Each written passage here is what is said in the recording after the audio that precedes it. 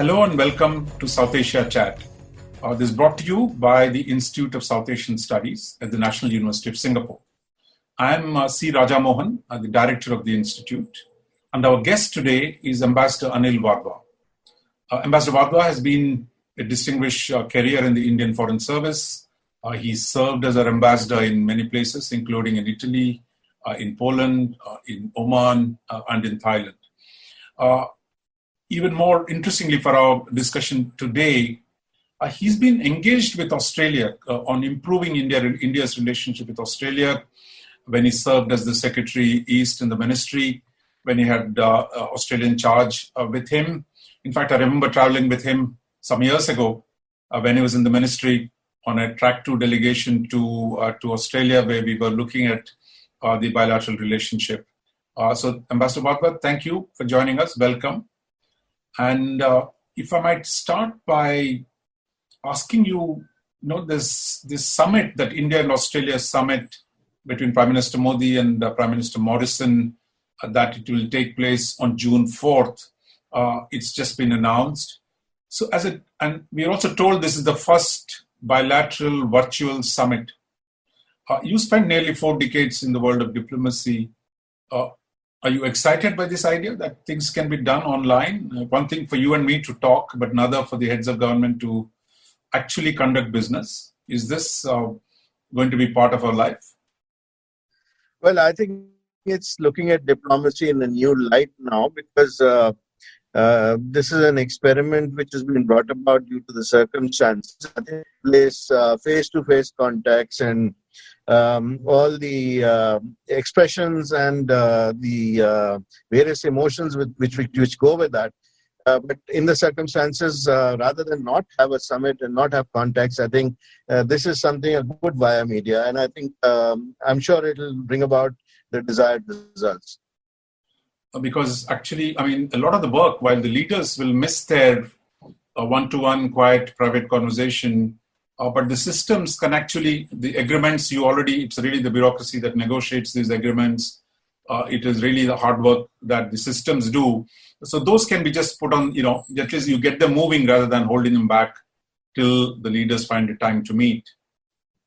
You're absolutely right, because some of these agreements that are expected to be signed are crucial. They've been negotiated and they've been talked about for a very long time, and it's going to be mutually beneficial for both India and Australia if they can go ahead in this quick time frame. So that is why this virtual summit is a good idea. So looking ahead, I think since you've been involved with this for a long time with Australia, so what do you see the most likely outcomes when the two leaders meet? So I would begin by saying that this bilateral relationship between India and Australia has actually evolved in multiple dimensions over the past few years. And also the collaborations that we see between the two countries have been bolstered by the developments, the geostrategic developments in the region. I would particularly like to talk about the Quad in this context, the informal grouping, and the support that India and Australia both provide to the Indo-Pacific concept. And that's because both countries actually share the common values of democracy and rule of law.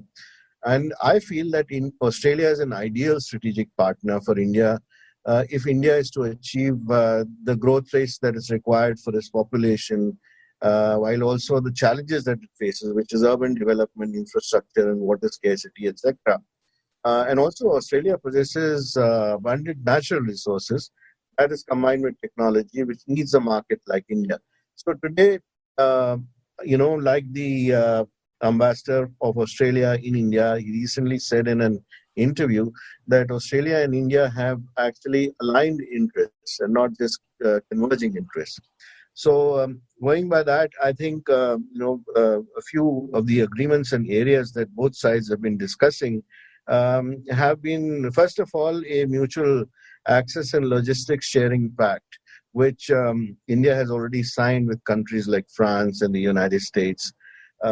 Similarly, a cooperation agreement, perhaps in military technologies, which is also the need of the hour. Indian shipyards require technology infusion, and they have the capacity to do that. And Australia and India will both gain if there is this kind of collaboration.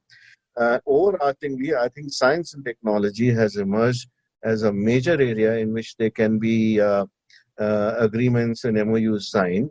And I would, particularly point out the issue of resources in terms of the e-mobility program that is imminent in India in the coming years.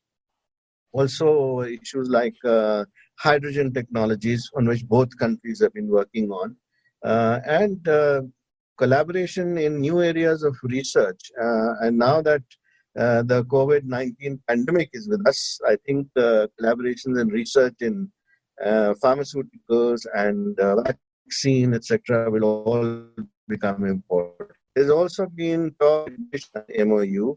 I do not know the details, so I cannot go into which MOU, Anil? What is an MOU? MOU on public administration.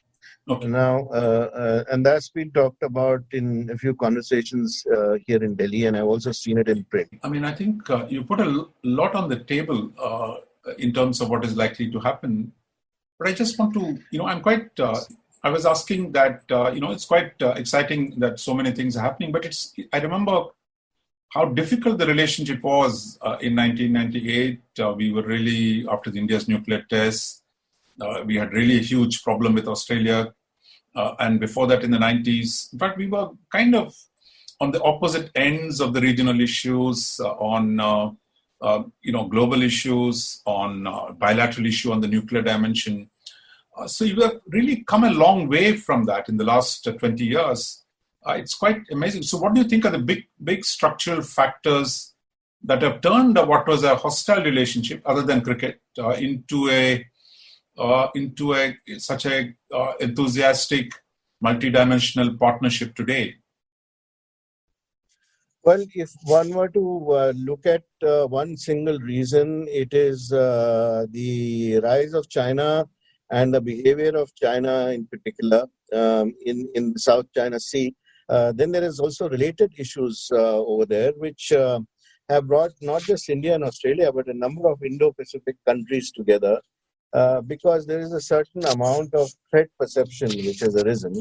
Why that has arisen is precisely because all these countries would like to have an atmosphere in which there is free and unimpeded access to the seas, first of all, so that their trade and commerce is not constrained.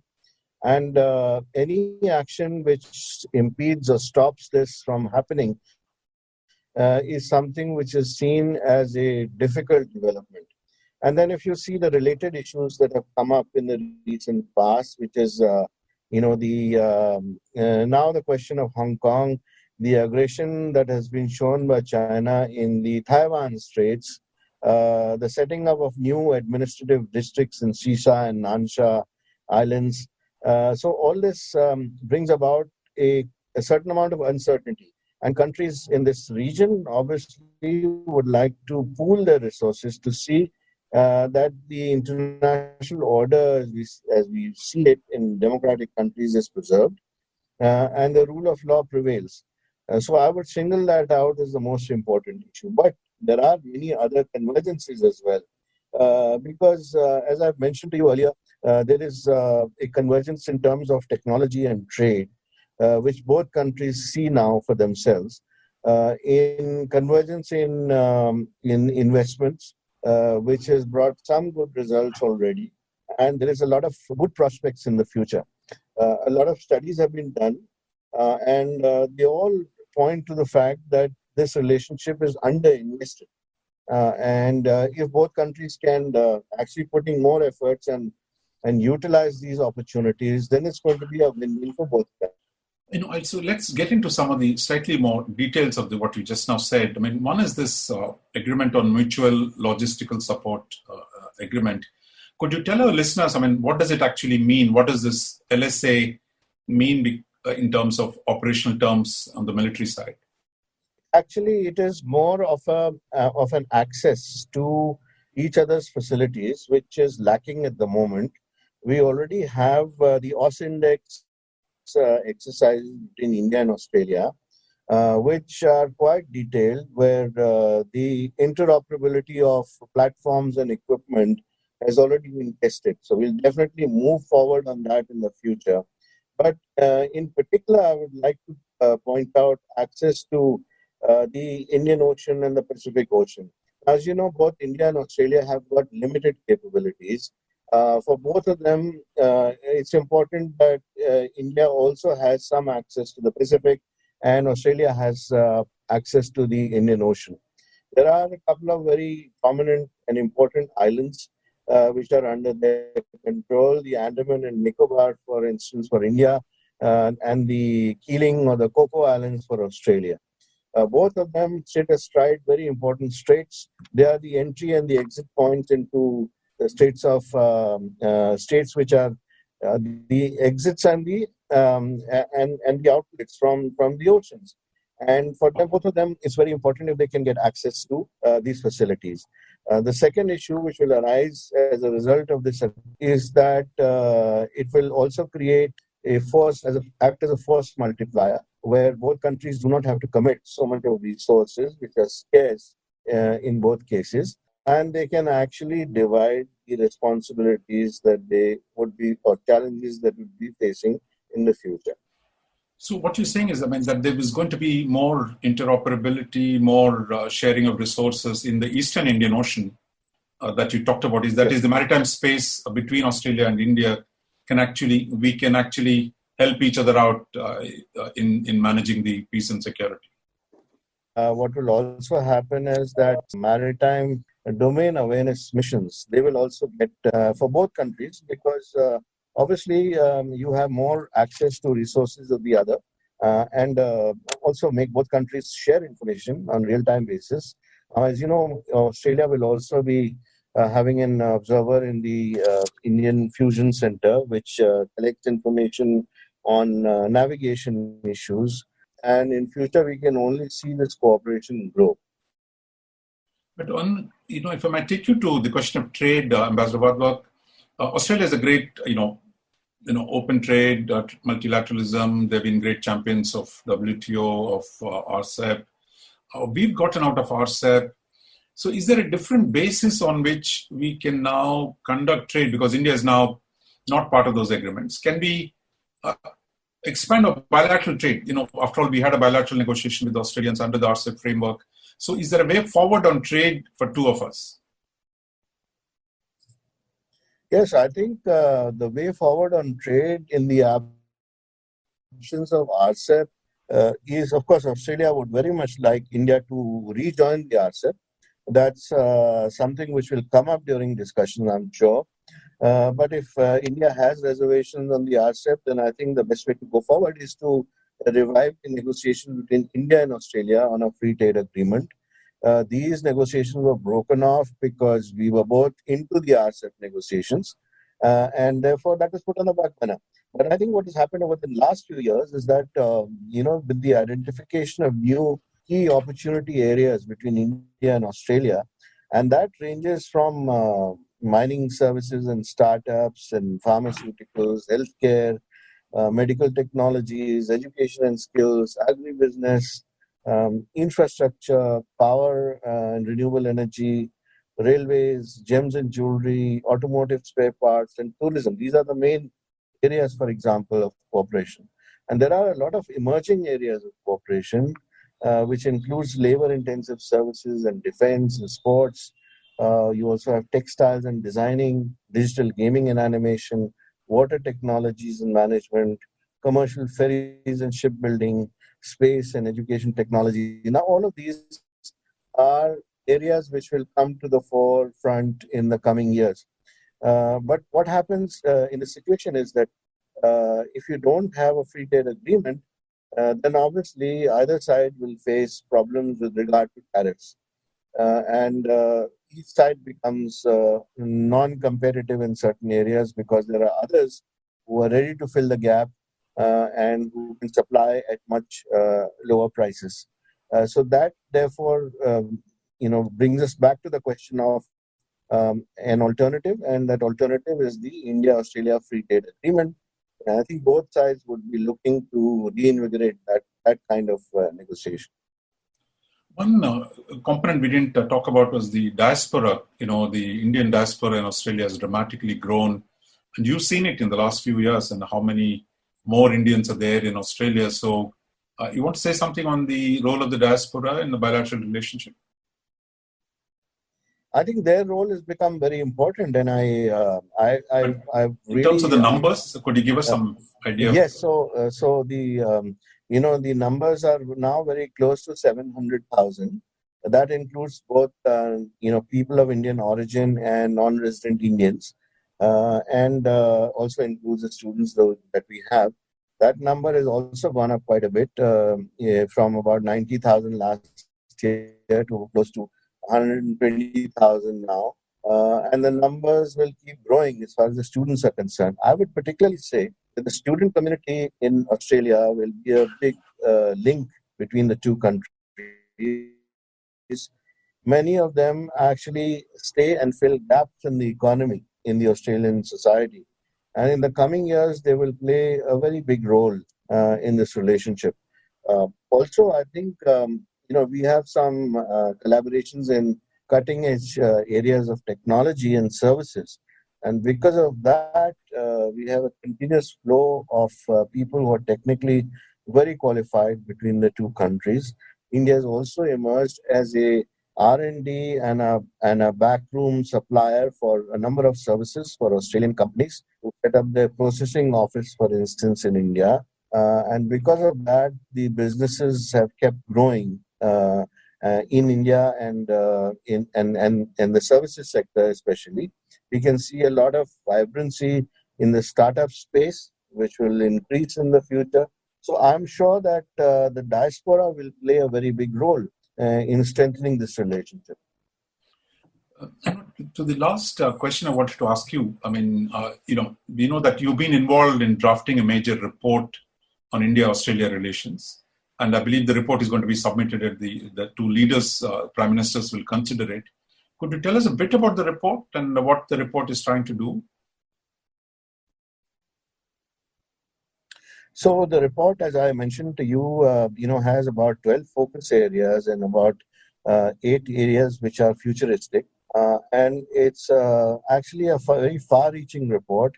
It also highlights the fact that there is now going to be a rethink on global value chains and location of manufacturing, and that has coincided with what has happened around the world with the COVID-19 pandemic. So the specific needs of countries are going to be kept in mind, and India offers Australian investors a very unique opportunity for diversification and use of the Indian market as a base for increasing exports and profits. So therefore, the report also focuses a lot on investment opportunities for Australian companies in India, while also identifying the opportunity for investment by Indian companies in Australia. And those are mainly in areas like mining and resources, renewable energy and agribusiness, things and sectors which will drive the Indian economy in the future. The report also actually talks about how we should go about implementation. So in that, what should be done by the policymakers and the governments of both, the interest taken by industry on both sides, especially the big business, because what we have so far is a gap in understanding, and along with that, a certain dependence which the Australian big businesses had on countries like China. So it is very difficult to get away from that and diversify. As I said in the beginning, the current geopolitical situation actually provides that atmosphere. And given the fact that these opportunities are identified in the report, it will perhaps encourage the big business to look at these anew. And that would, I believe, be very useful for both sides in the coming 5 to 10 years. Thank you, Ambassador Anil Wadhwa. And I think when the report comes out after the summit, hopefully we will have you again with ISAS, and we hope you and we'll invite a few Australian colleagues to talk about the report and the post-summit possibilities for the two sides. But right now, thank you very much for joining us and giving your valuable time to spend some time with us at ISAS. Have a good day, and we'll see you soon after the summit. That's all we have, folks, for today. And if you're interested in what we do at the Institute for South Asian Studies, please visit isas.nus.edu.sg. All the material that we publish is up there. Thank you all. Thank you for joining us today with Ambassador Anil Wadhwa.